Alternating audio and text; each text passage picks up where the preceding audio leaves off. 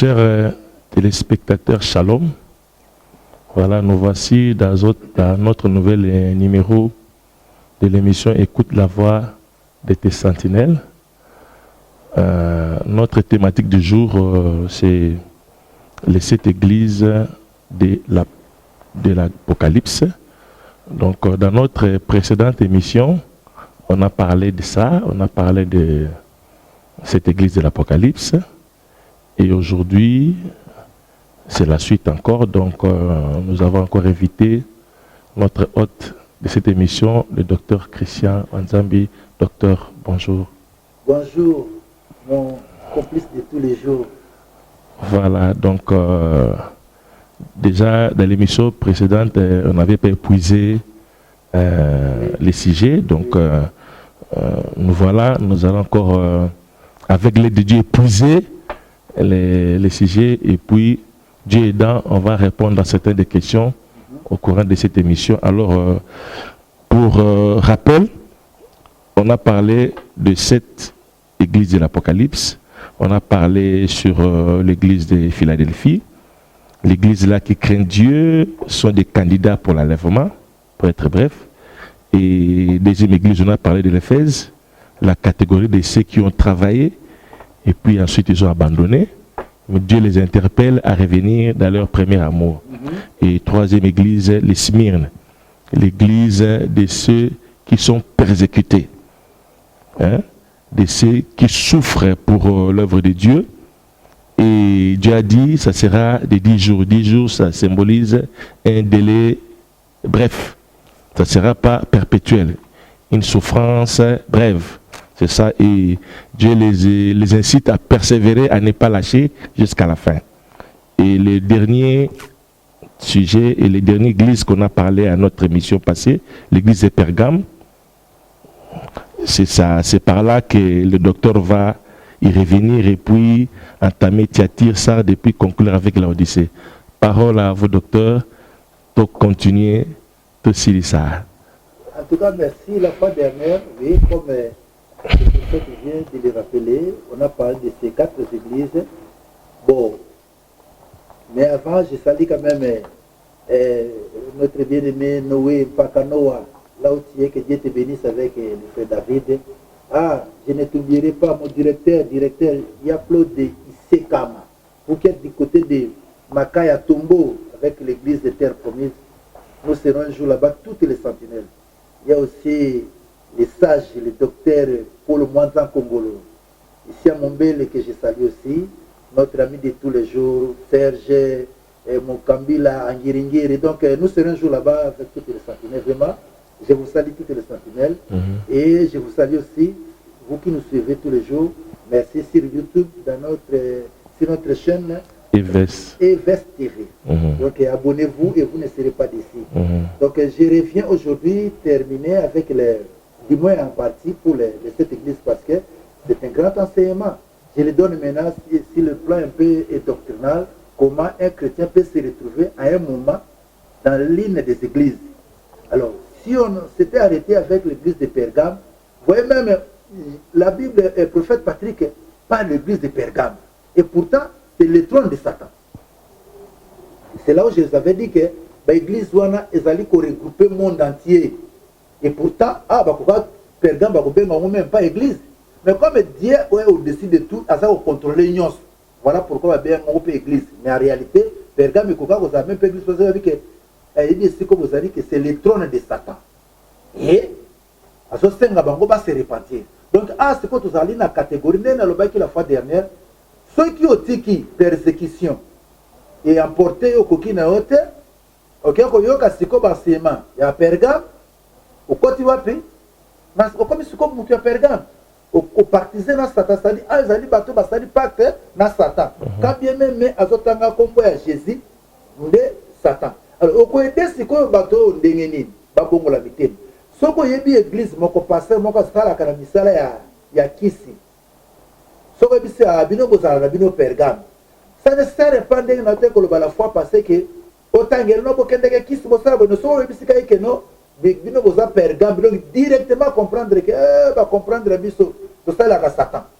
Et pourtant, comme moi, j'ai le prophète Patrick, ba église oyo ceux qui bateyaka ngo ndenge apocalypse akoma ngo ne bandeli ekolakisaka mutu ye moko bisika azali ayebaka marche na ye ke ngande naza siko na minute oyo boye naza na ngande nasali bakisi na nga bobieke bazomona église etondi ndenge ndeko moko ya dernièrement auti koloba ote na campagne nazosala Ange Michael Père Rosa prophète Patrick biso tomituni o yo mon Ange Michael azaka munene azaka muke mukuse bo siko na campagne no tango Michael ngo akoya eloko ne ko ndimisa biso ke o wana nde Ange Michael papa l'évangélisation ça la campagne bi ke Ange Michael Père Rosa siko Ange Michael ngo biso to mona yete eloko dezo laksake oyo zo présenter biso na totine papa aux Ange Michael ce ça démo ça la ko ba miracle papa ngaso ko yelingo le bi ke Ange Michael ko za laksa biso ndenga ko zo mabanga a regretter pourquoi que la campagne Ange Michael ko ya boyete bon biso to mona yete to ke ndi bandeni donc on comprendre que on est à l'église à Pergame donc ce monika mutalo bongo non papa na ce monde ça ba langage au apocalypse so pesa biso ya ko identifier loko na facilité personne que bato ba terroriser yango bongo et ko permettre musolo baka azakane Ephésien na libala comme en Ephésien et libosa moi sina azakane Ephésien libosa mbali na azakane Ephésien et côté maman be c'est que na abandonné amour na ngana zaka nango ya liboso sans kotangele ba litania ba verset yango moni Bible zo baka heureux celui qui lit et ceux qui écoutent les paroles de la prophétie de ce livre na pete papa ngapona zongi sa mutu na nzela na kotangele ka biloko azani muta Pergame tika de bato ba ke Pergame ezani eza ba sataniste bana moko tikina bien wana zani muta Pergame donc nya ba Nicolas te bona tangela biso to l'église mususu église ya Thyatire. La biso ya Thyatire voilà Apocalypse 2 18 écrit à l'ange de l'église de Thyatire. Voici ce que dit le Fils de Dieu, celui qui a les yeux comme une flamme de feu et dont les pieds sont semblables à des lérets ardents. Je connais tes œuvres, ton amour, ta foi, ton fidèle service, ta constance et tes dernières œuvres plus nombreuses que les premières. Mais ce que j'ai contre toi, c'est que tu laisses la femme Jézabel, qui se dit prophétesse, enseigner et séduire mes serviteurs pour qu'ils se livrent à l'impudicité et qu'ils mangent des viandes sacrifiées aux idoles. Je lui ai donné du temps afin qu'elle se repentît et elle ne veut pas se repentir de son impudicité. Voici, je vais la jeter sur un lit et envoyer une grande tribulation à ceux qui commettent l'adultère avec elle, à moins qu'ils ne se repentent de leurs œuvres. Je ferai mourir de mort ses enfants et toutes les églises connaîtront que je suis celui qui sonde les reins et le cœur et je vous rendrai à chacun selon vos œuvres. À vous, à tous les autres des Thyatire qui ne reçoivent pas cette doctrine et qui n'ont pas connu les profondeurs de Satan comme il les appelle, je vous dis, je ne mets pas sur vous d'autres fardeaux. Seulement ce que vous avez, retenez-les jusqu'à ce que je vienne. À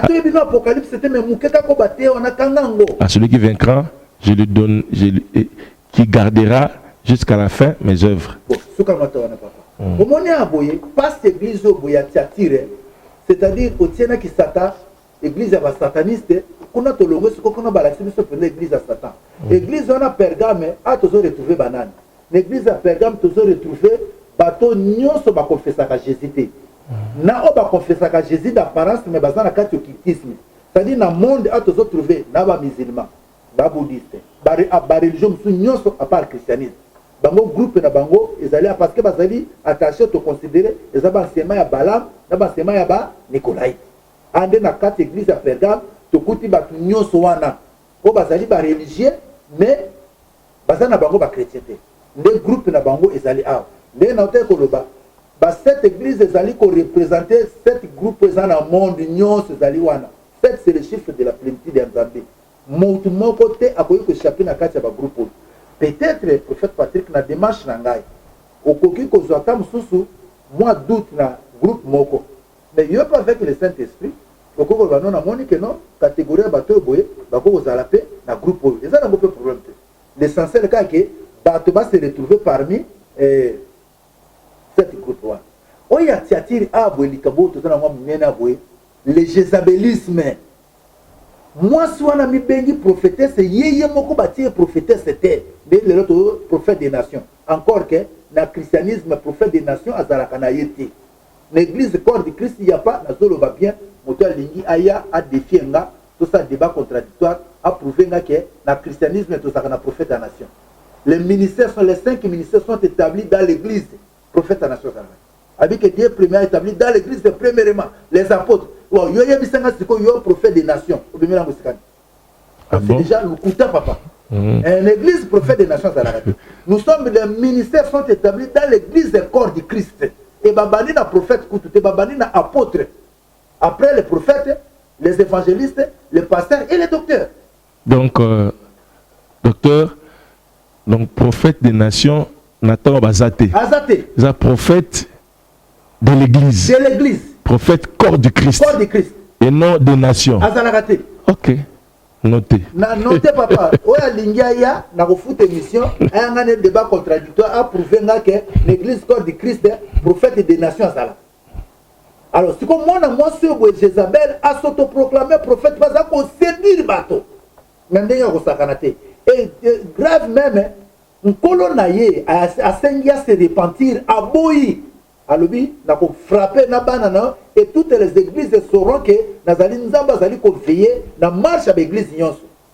Mais jamais pena na lobi na ko boma siko. Abenge kaka bo se repentir na ba œuvre na bino. Donc tozali siko jézabélisme papa obi tango ba présentaka nini bango doctrine bango cet âge de l'église balobi que lelo la Odyssée. Mais c'est malheureux.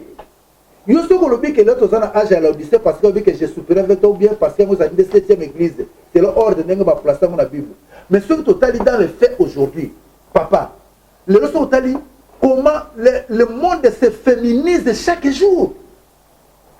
La féminité le comme un niveau mon que osomi tuna mobile nzamba sala à perdre de valeur naïe.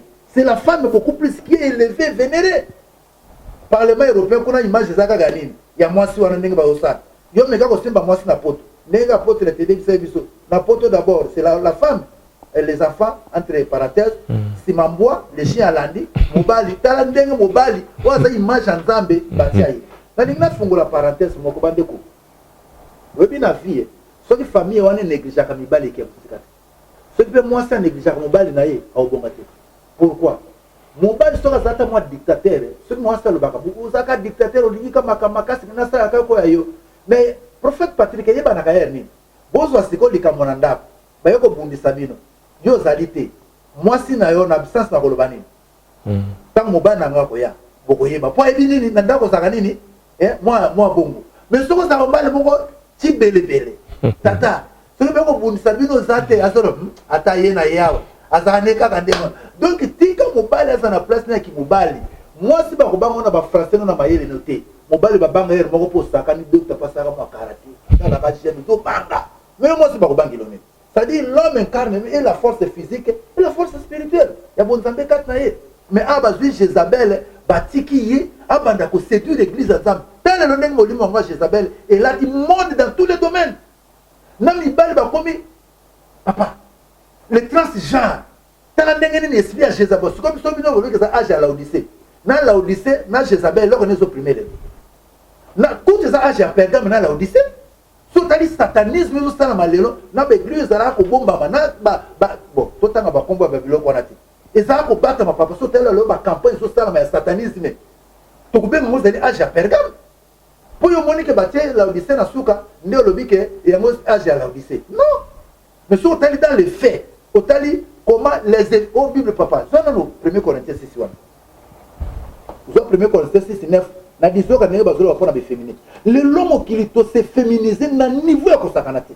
Moi c'est quand ndé yé likolo. Alors bon nzambo bâtir pas na mobile ba banda que Dieu disait faisons l'homme à notre image. C'est qui mobile. Mobile n'est pas ça qui moi c'est même non pas mobile. Mais moi, mobile a tombé, moi, c'est qu'on les cahiers. Et to comme na, ba mibali ba comme qu'on se fait là, base dans la transgenre, et puis comme normal qu'on se fait. Voilà, Éphésiens 1 Corinthiens 6-9. Ne savez-vous pas que les injustes n'hériteront point le royaume de Dieu? Ne vous y trompez pas. ni les impudiques, ni les idolâtres, ni les adultères, ni les efféminés. Les efféminés, c'est-à-dire que comme ça a un caractère féminin. Ni les infâmes, ni les voleurs. Nous hériterons point les royaumes des cieux. Efféminé, c'est-à-dire, à tous les hommes, mais le caractère est moi. Né à moi, dans le monde entier, comme un caractère universel, il y a efféminé. Ce qui te compte le terme âge, que si tu as un âge présent, il y a tiatir. Transgenre, mobile, il peut faire des bouquets, opérer au sexe, au robot, Bien. donc il faut que tu aies une matrice. Moi, on a tel qui est en France dernièrement, mon papa. Mais pas si c'est ça. On dit que ça a un mobile, l'accident va foutre un mobile, n'a pas comme moi. Tel est ce qu'on qui le comme qu'on linga qui a un mobile, n'a comme moi. Bon, on va te caler mobile, n'a pas sexe, n'a pas bango, bah comme il passe à baninga n'a bango mobile. Tata, mon qui le qui wapi. Donc, ce que tu limite en termes d'âge, on a une catégorie à bâtiment surtout, au bateau, tu le bites que tu as misogyne, tu as contrebasité. Mais l'esprit jézabélien est détruit le monde dans le tout se fait au profit de la femme. Si dans l'église, dans un réalisateur, dans l'église ou en Ghana, maman a fait la prière à Bengi frère, on a mis sur le bateau, on a mis sur le bateau. Allez, à la délivrance, on a mis sur le bateau, à Mélicie Libelle, à Bélicie Libelle, dans la église, pasteur, papa, prophète Nangaï, à frère et père. Trans ya libele lengeleki maman pe akomi excité na miso ya bato toza na ngwa boye sikunga na mituni est-ce que moi si wana za marié maman pasteur wana yo déjà komi excité na miso ya bandimi frère pe onction ya libele leki na miso ya bandimi ça mi na église et ça tia ko bomba quelle diabolisation au moins Jézabel a élu domicile dans cette église na niveau pour sakanate au lieu que l'église kaka Jézabel aucun monde kaka Jézabel c'est-à-dire les lois na kolo bakutu que parce que tous arrêtons l'âge à Jézabel malheureusement bah cette chandelier ça y kotambola ensemble et Jésus marche au milieu de cette chandelier ti les lois kaka ndenge ça na période il y a pas apôtre tant gens monaki yango les lois les sept chandeliers ils sont ensemble Pergame kutu kolobati Pergame satanisme comme les lois Osomona, baso wela naka ba poste ba pasteur politique, mais kende autant makamo ça. Olanda ki te moko na boka ko yebi écran ya Kinshasa. Tango lobi ke no ba ninga ni ba ninga ba ko tsaye na bon na ko plus ko tangue pour eliki na ba réseaux sociaux Sony. Olanda ki évangéliste Sony no lobi ke no ba ninga ba ko tsaye na no cultisme makambo mabe, il a dénoncé na ba ninga ni ba pasteur. Il a dénoncé ça. Pour le cas eleki na ba réseaux sociaux, ya moto tangia. Osomona penza ke no satanisme que o pasteur na biso penzo ka sataniste o yebise ka papa o sana kati ya Pergame bima nanu ba bois ki non te yaka parce que makila Jésus ya grâce ezali nanu donc au monde ce qu'on a l'église wana o mitala ozawapi so zaki mundim vie son marché te o ke o sa ko zwa kisi o ko muta Pergame c'est comme ça que o ko te abatu 5 aussi ta ka biloko wana so yebise ka mutu ke no zano azani ya Pergame il comprend que ici ba tindelinga donc na sakana mutu ya Pergame mutemisala molili ba doctrine ya bala na mokuse donc voilà un peu to chité na to kende avant to comme na suka l'église ya Sardes sur Sardes oui Apocalypse 3:1 écrit à l'ange de l'église de Sardes voici ce que dit celui qui a les 7 esprits de Dieu et les 7 étoiles je connais tes œuvres je sais que tu passes pour être vivant et tu es mort sois vigilant et affermis les restes qui est prêt de mourir. Car je n'ai pas trouvé tes œuvres parfaites devant mon Dieu. Rappelle-toi donc comment tu as reçu. L'église à Sardes, qui passe pour être vivant, cependant tu es mort. C'est-à-dire que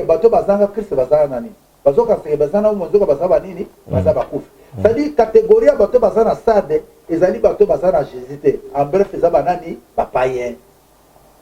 Donc, ce qui m'a assemblé la ganaïté, azane na Jésus, na bomoto, tout le monde est azali vivant, mais na moli mazana nini mokufi. Donc, a bezali catégorie, ça dans sa catégorie, batunyon, so oyo, bazana bango na Jésus. Bazo quand c'est que bazana bomo, mais il bosse na Nzambe, bazana bango na bazaba kufi. Ça veut dire quoi donc? À quelle église, mais à bon la montée, c'est ça. Tout cas, mon païen général, à quelle église, mais à bon la montée, un sympathisant c'est quand la catégorie on se comprend que azane na Jésus. Qu'est-ce que pas une église car là, un exemple concret c'est l'église donc à quelle église mais un ben est jeté. Ça ça pas ça. Ndenge pe musaka d'église mazando. Yango na utiko lobake na kati église moko bandi bakoza la ka sa ya pamba prophète Patrick. Mais ko okuta na kati église ona ba catégorie ya 7 personnes on so bazali. Voilà. Oya zali mopagano azali oya zali ko banga nzambe loko ya Philadelphie azali mais na église ka moko. Oya zali rétrograde oya abandonna premier amour Éphésiens pe azali kana même église na 100 personnes wana. Yango moni pasteur ko se fiaka te pour na zala 10 000 membres. On a 100 membres. Peut-être le cas moko dans la Philadelphie. Peut-être le moko dans la Philadelphie. Parce que c'est quoi réalité ma comme prophète Patrick. Ça dit ah bah sarde ko kende ko mitu mistete so be biso na zagane sarde c'est que vous pagane. C'est des ba langage moko. Oui prophète Apocalypse c'est le moko. So yebi na ka ba moyo boye. O ko gagner ba na facilité. Oh ce qui était ya maka mingi. Bato babi que non soki babengi yo sarde ça nous a mopagana ngana sarde bino bonga te na longo na sarde donc le même jour ko longo sarde on comme no pe na Philadelphie soko bongo li moté pour bi que répand toi donc quand on se répand balama to côté na kati ya nini ya Philadelphie voilà le gars na mukuse ça papa yen bato babi na bango nzambete atake de l'église à cause de l'occultisme à de l'église autiko loka batu neti sera autiko loka batu bakangele akwena nzela mais diaconesse na kati église ndok zola biso je crois ya suka Laodicée bongo ukota na moni question monsieur zala ki wana batuna ki ya baso. OK. Apocalypse 3:14 écrit à l'ange de l'église de Laodicée. Voici ce qu'a dit Amen, le témoin fidèle et véritable, le commencement de la création de Dieu. Je connais tes œuvres. Je sais que tu n'es ni froid ni bouillant.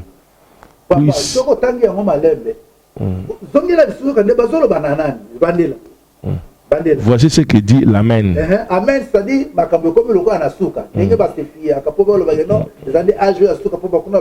Amen. C'est bon. Le témoin fidèle et véritable, le commencement de la création de Dieu. Je connais tes œuvres. Ange à Laodicée. Je sais que tu n'es ni froid ni bouillant. Et ça, c'est quoi ange? Puisque tu es froid ou bouillant, ainsi, parce que tu es tiède et que tu n'es ni froid ni bouillant, je te vomirai de ma bouche. Parce que tu dis, je suis riche, je me suis enrichi, et je n'ai besoin de rien. Et parce que parce que tu ne sais pas que tu es malheureux, misérable, pauvre, aveugle et nu. Je te conseille d'acheter de moi de l'or éprouvé par le feu, afin que tu deviennes riche, et des vêtements blancs, afin que tu sois vêtu et que la honte de ta nudité ne paraisse pas. Et un collier pour oindre tes yeux, afin que tu voies. Moi, je reprends et je châtie tous ceux que j'aime. Voilà. Vous comprendre que Aboué va s'adresser à l'ange comme dans l'église de Sardes. Si ange à Laodicée ou à un prophète, il dit que vous êtes pauvre, misérable, ni. Na sengi sont collier qui sont bachaka na misu ya bana. Vous l'ongolombe kayo mona bien. Au mona no bienté. Ange à Laodicée mawa. Donc misérable. Ngai na so la Bible. Na so ba ange à Bible. Ce qui nous dit que ange à Laodicée, c'est qu'à la qui pensa caractéristique la Bible. Azam misérable. Ange yango, au lieu que tu balo ba na ba fidèle. Mais papa Patrick va s'attaquer na ange qui a ça misérable, pauvre mutakala, ane lokoti. Ah, ce que ça dit catégorie balobi que aza choté, aza malinité. C'est-à-dire dans le monde entier, tout généraliser ça bato bazanga position. Ce qui dit kambo bien koto akei. So monde c'est-à-dire babilanda landa. Bato bazanga position dans le monde soit bongo. Parce que cette église eza ko circonscrire ensemble la population mondiale. Mais en particulier dans l'église. Mais de manière générale, soit que vous avez une catégorie qui est basée dans le monde, basée dans la position. Est-ce que papa Patrick, basé dans la si. Ce qui est le Cambodge, Alandi, chauve-souris. côté kuna pumbo na bangembo bana bandeke côté kuna comme mino lokola carnivore oh mais on a nature nini et na église en particulier c'est très dangereux kuna banzembo nzambe yo église obini kuna ozongeli ba madia bana bandombolo donc ozo clocher des deux côtés ça dit nature à bato na so monika motobongo mbengi ka Laodicée le loko tu na kolobaki ndenge na tokoloba so to ndingi to prendre terme ya âge ya Pergame na ti attire le long ndenge zo beta mokili vraiment Laodicée kutu mingi te c'est vrai le loba pe malanda ngulu pe leki sans position ayoki mouvement bo pona nzala pona passer bato bakombi landala na matin nyoso TV fois lan miracle si fois lan sans position Laodicée standing comme donc bref na mukuse ba cette église zo la sabiso état na du moment seconde ko na ngayo yoki oyokaki biso ya jour wana na conclusion nyoso boy Laodicée za muto azanga position soka azanga bato atongi yo soki bozana ye alingi yo yebiso za Laodicée hypocrite dans le putain Laodicée position zakate ni chaud ni froid oh ni pour ni contre zakate soit tu es pour soit tu es contre donc voilà Oyazali abandonné premier amour azosa de suite bosote azana efes ainsi de suite ce que yo moko tala l'église nyonso boy na minute ozolanda message oyo boy yo za l'église ni parce que ceux qui se repentir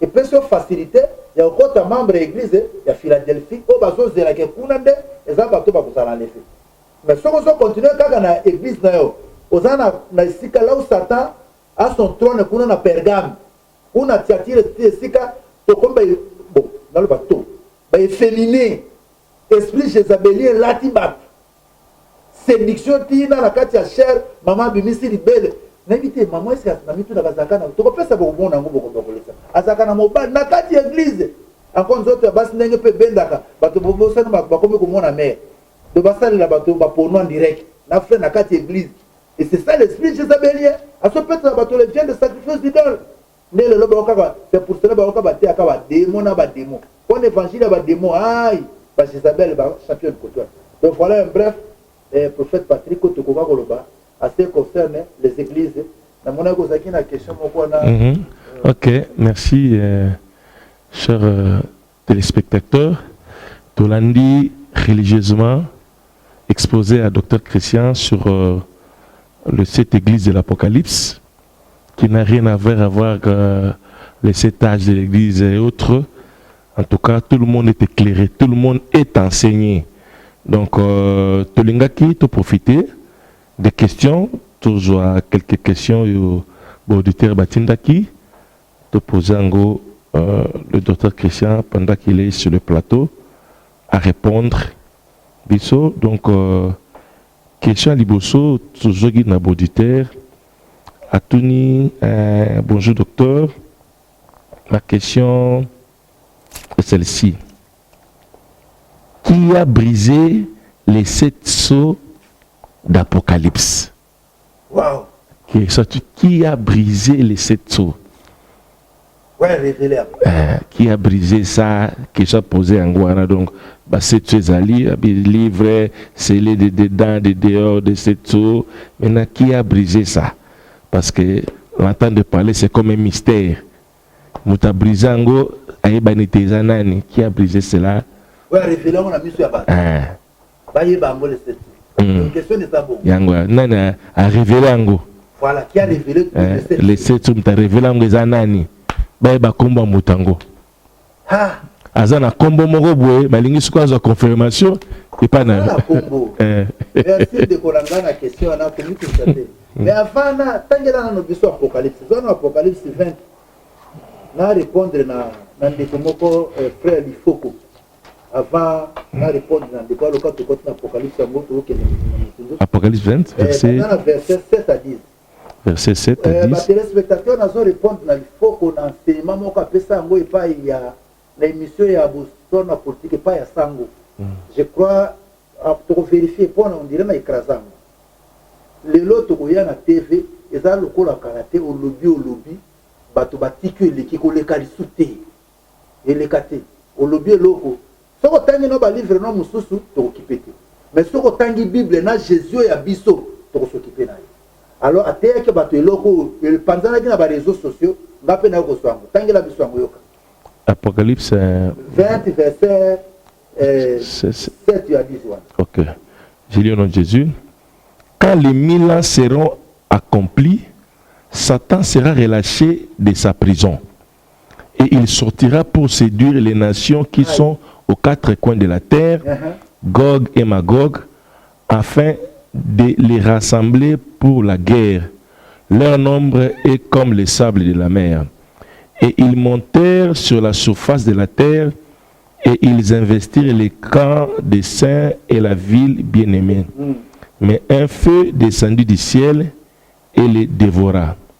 Et le diable qui les séduisait fit jeter dans les temps de feu et de soufre où sont la bête et les faux prophètes. Et ils seront tourmentés jour et nuit au siècle des siècles. Voilà. Tolanda qui biso sont sémé. Au moni, lelo bande kona biso wana pour ne pas les citer. Ba loba ki biso to pengwa bangonde babanda apocalypse. Mais et Ward Frank, ouais tamboa na frère Branham, a matane mutu kamoko. Quand il témoigne que cet âge de l'église de Tikala cause à la révélation T et comment man a livré à Dr. Clarence Larkin Dispensational Truth. Mais vite ce que vérité dispensational au Moko Boy, la page 130 à 132 avant Branham. Yenda comment makambo ya cet âge de l'église ça l'analyse naie. C'est chez lui que Branham a puisé thèse naie, il y a révélation sur le cet âge de l'église. Le bango a bien révélation, mais Apocalypse bango va le dire que Branham de mutabanda voté. Mais Eward Frank a le dit que cet âge de l'église a soit un dispensationnel truth. Il y a Dr. Larkin qui a vécu avant Frère Branham. Bango ba yebi saka biso ke biso to pengwa to yebi loko moko te Apocalypse ndenge ba koma ngo wana ba koma pona bango. Ngande pesa nga pasi papa. Est-ce que ba pesaka po ya malubo balobaka wana? Yesu alobi ke ka diata aimer le monde. Akufeli batuni na croix. Azui livre ya suka Apocalypse atindi. Ba serviteur me batanga bino bité. Eza ya bino te. Eza ya biso. Bino boye biloko eza ya biso potanga ngo kutu te.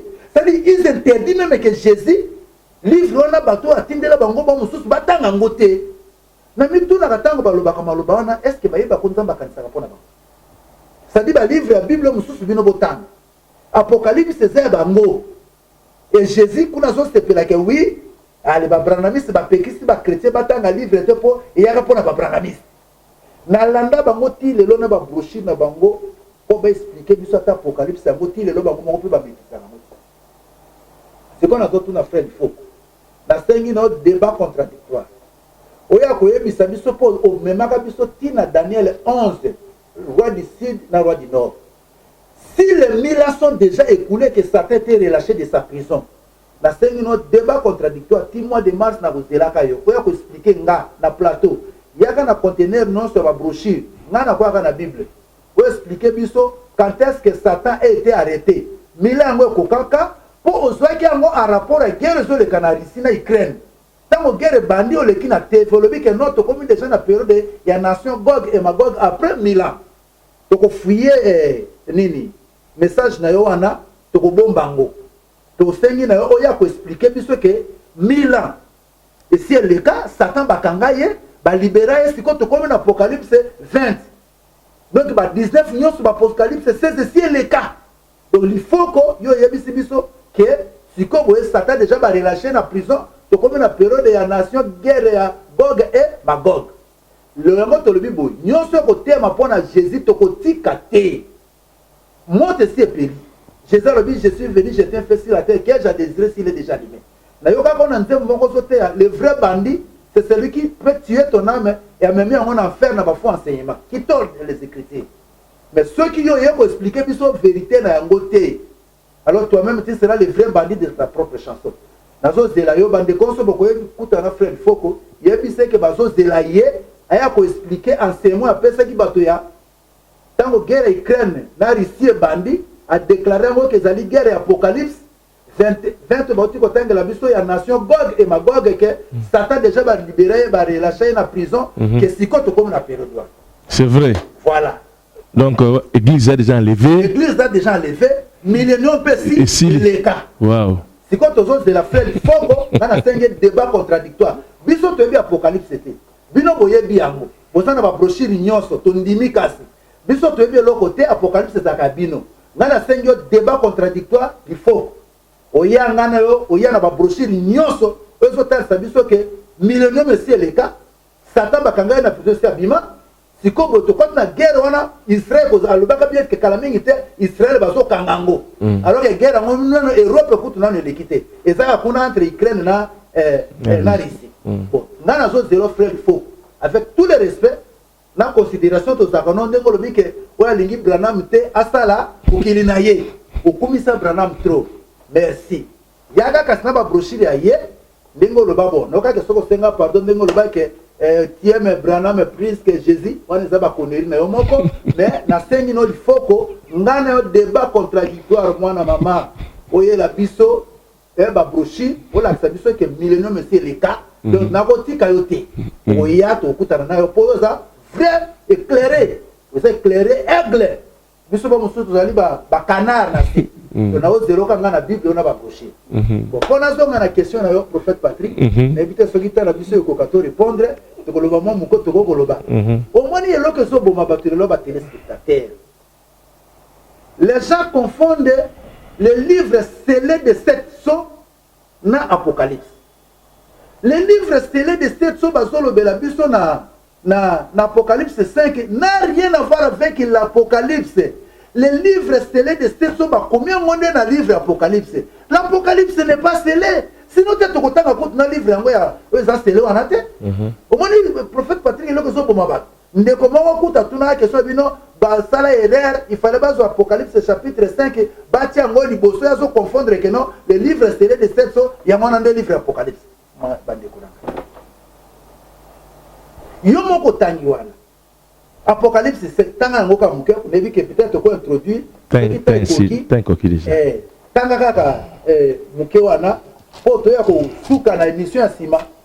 avez Apocalypse 5. Qui a révélé les 7 sceaux.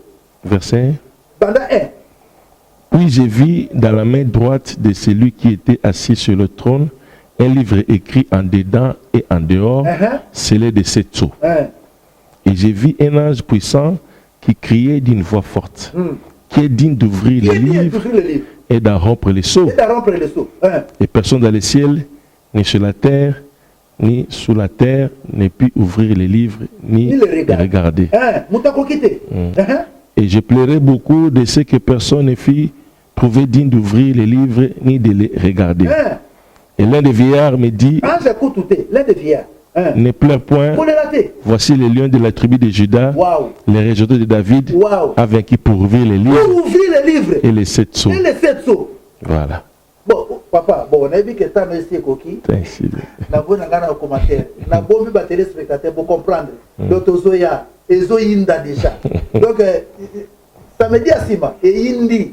Zoya c'est quoi qui a révélé les 7 sceaux. Peut-être autant en Zanini, ba 7 sceaux en Zanini. Livre en Zanini. Et monsieur Asima, mon boulot déjà. Et Dieu vous bénisse. Voilà, vraiment chers téléspectateurs.